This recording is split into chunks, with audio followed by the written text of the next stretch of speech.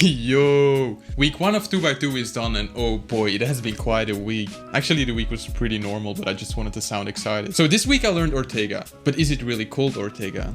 I did some digging on the web.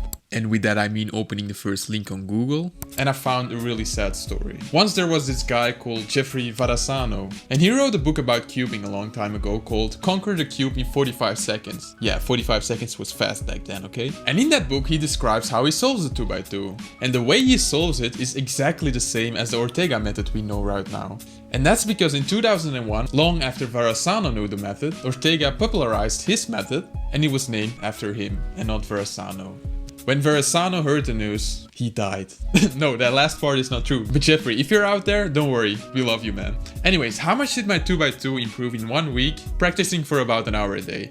Well, actually quite a lot. But before we get into that, let me first tell you what I did this week. So the first day, I read a lot about Ortega and I learned all the algorithms I needed to know. If you want to see the algorithms I use, you can go follow me on Instagram. It's QPathOfficial, please do. I have a post with all the algorithms I use.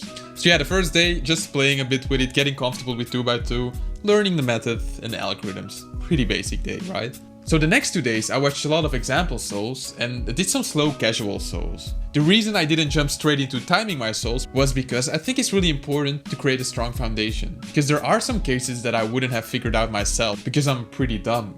Yeah, so I would recommend anyone to watch some example solves now and then. To either prevent creating bad habits or to fix some you already have. So the 2 days after that I start timing my sessions. And everything went pretty well from the start, except for one thing. Remember when I said in the previous video what I thought the key aspects of 2x2 were? Using your inspection time really well, knowing a lot of algorithms, and turning really fast. Well, apparently I didn't know shit.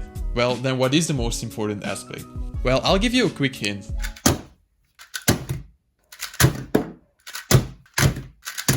No, I don't get it.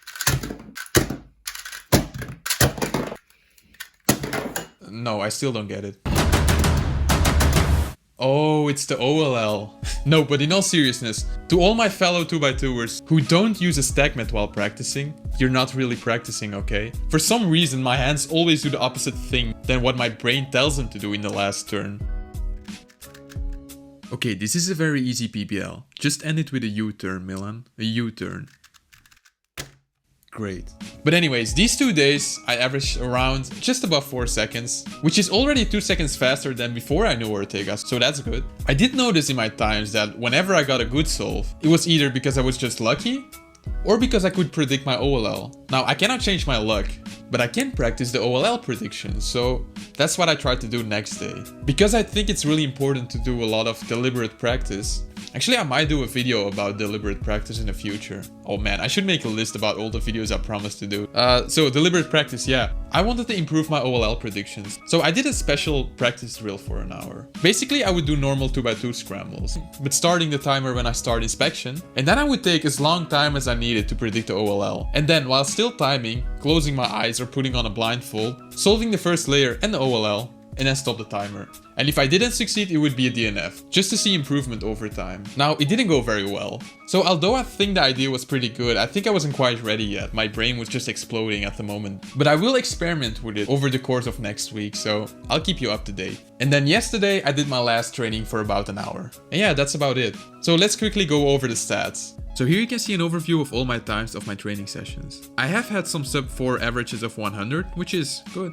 Why not? I think I've got a few sub 3 averages of 5, which is okay.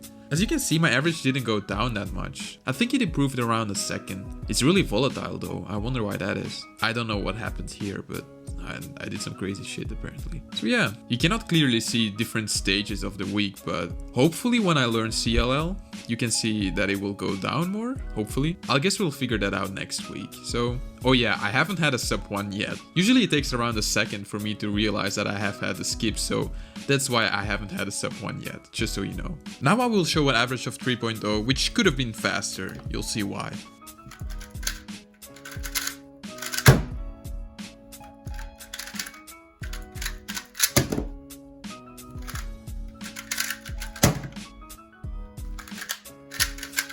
Oh!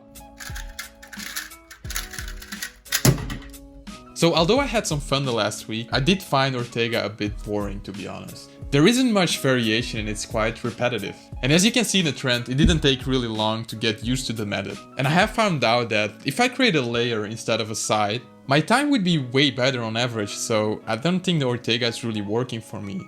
So that's why I'm really looking forward to next week, because next week I will do some CLL. Because in CLL you always create a layer. To challenge myself, I will try to learn all CLL algorithms in one day. If you want to see how that goes, please subscribe, thank you.